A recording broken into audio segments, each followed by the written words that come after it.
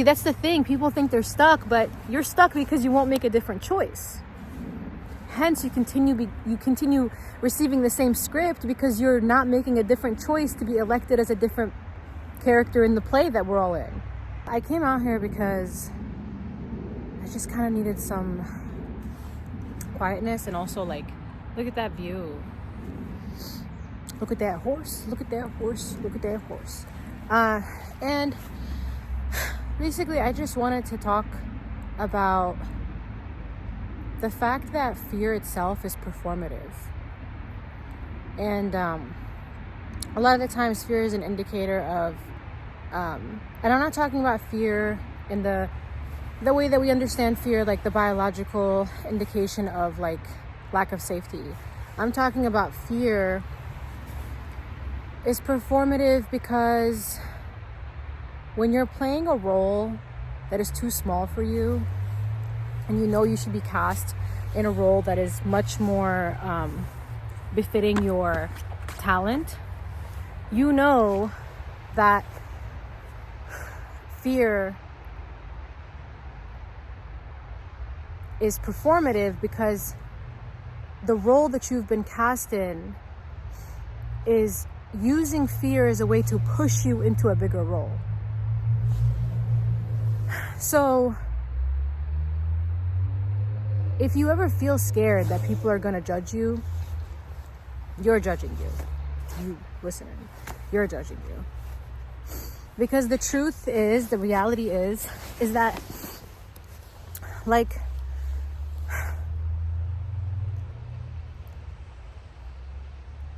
no one is here. Like, no one is here is what I mean. Like, obviously there's people here, you guys are listening. But no one is in your mind. Your subjective mind, all your thoughts, your feelings, your emotions, your memories, your ideas, they're all things you've convinced yourself happened. Because, okay, even from a scientific perspective, memory itself, ooh, my hand is getting tired. Okay, let me see if I can do this. Even memory, whenever you go back into your memory, you are effectively changing the memory. You are rewriting the code of your memory every single time you go back into your memory. So even your memories are subject to your perspective. How you felt in that moment is what determines what the memory was like. That's why witness statements of like things that happen, criminal things that take place, I don't want to use the word, I don't know, witness statements can't be taken 100% because everyone's going to see something different. Oh, he was wearing a brown shirt. Oh, he was wearing a green shirt. And then everyone has a different opinion of what he turned left, he turned right. So your memories, your ideas, even your ideals, all these things are attached to the ego, and the ego is really like a character you're assuming. Or I like to call it, like, it's either a character because you're in a story, and this whole entire story is you are writing the story effectively by taking action. But fear itself is, you shouldn't take it as something bad. You should take it as an indicator to do that thing that you fear, given that it's going to be beneficial.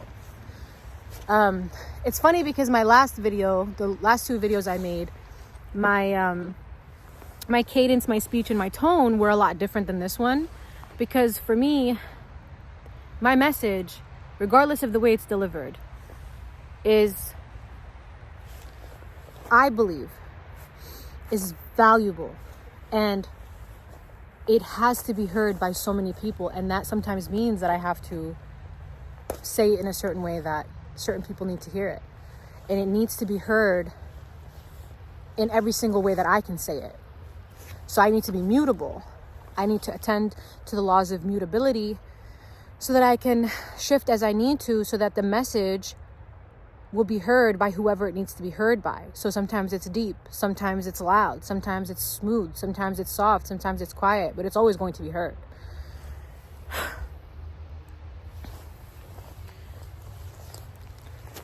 Ooh, a little bit of snow got in there. It's okay. But yeah, so I just basically I don't want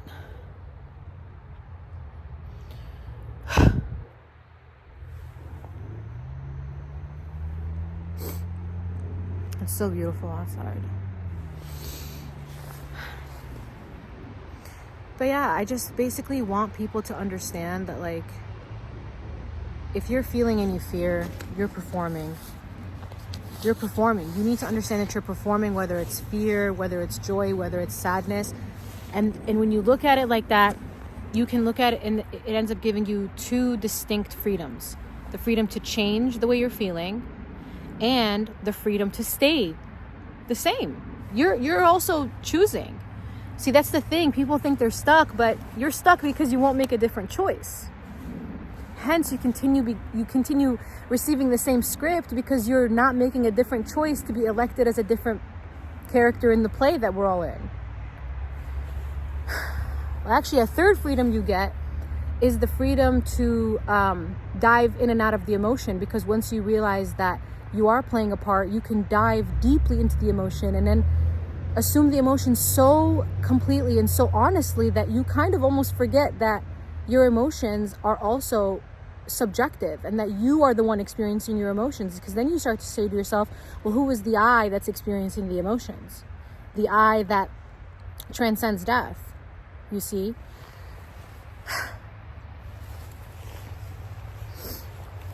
All the snow is getting in my hair.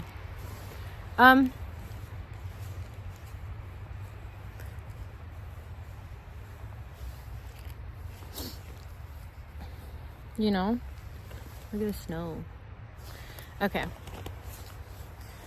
But yeah, so, you know, I came out here with my book.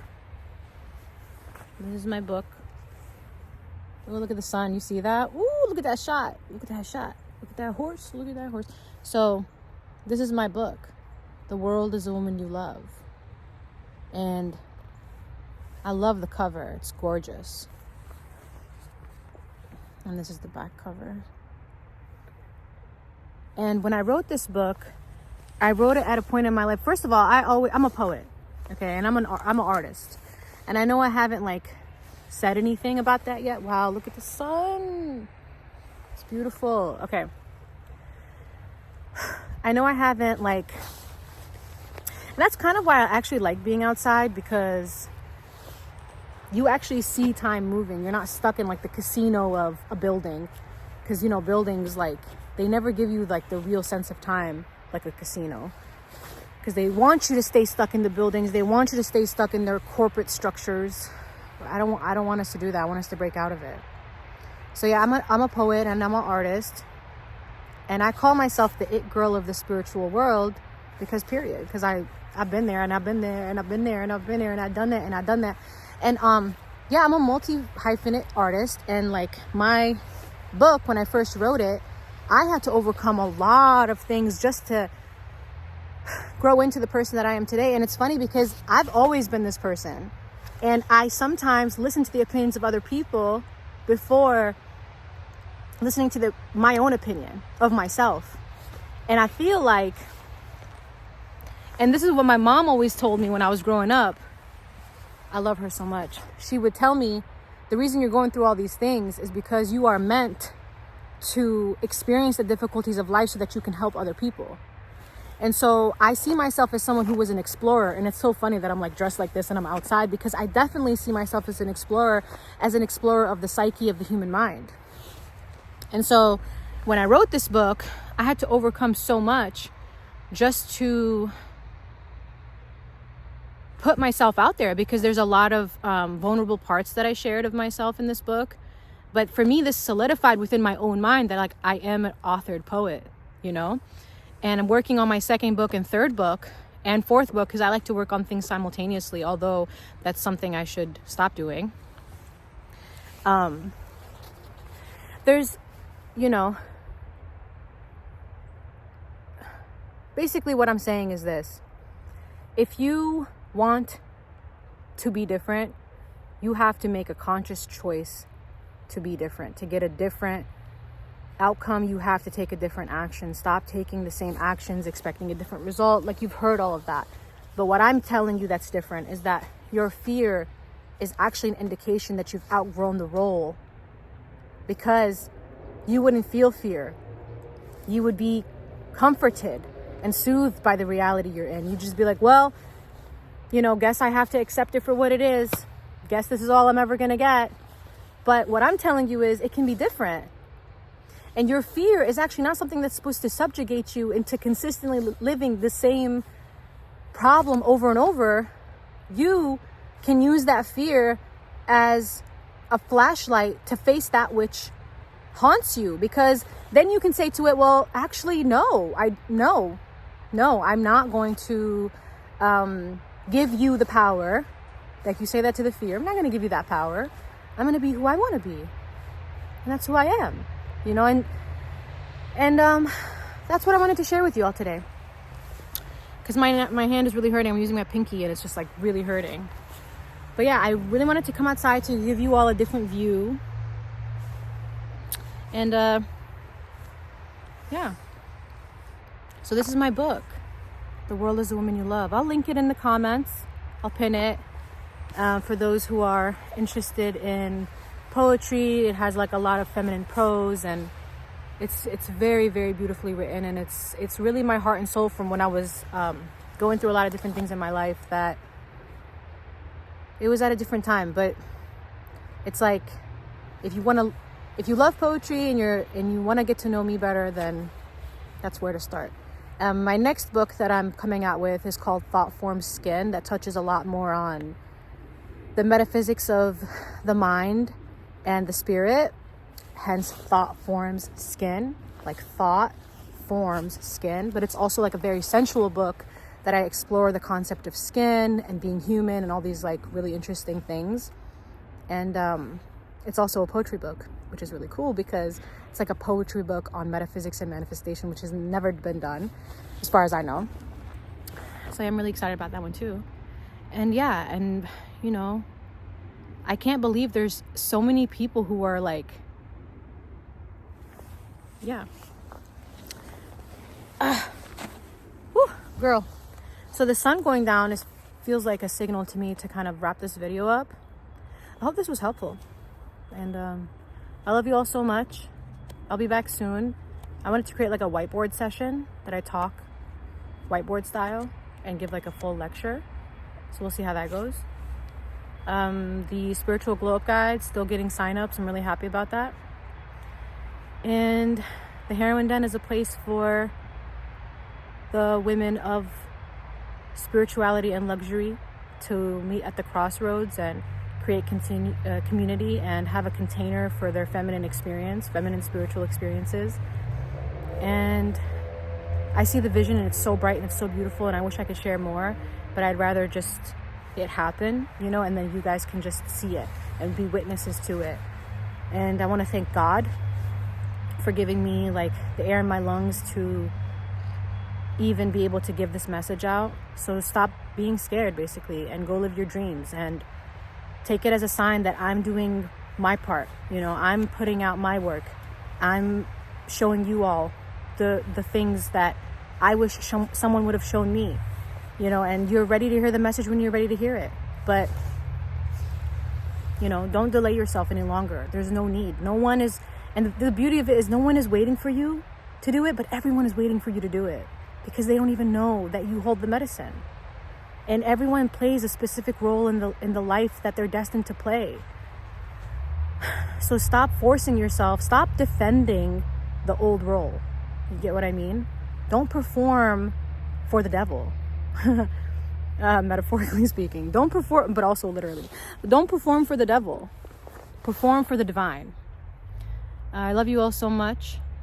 And the last thing I'll leave you with, if you want like a piece of poetry, is witness yourself before others witness you. That is the way to be witnessed. And I love you all so much. Until next time.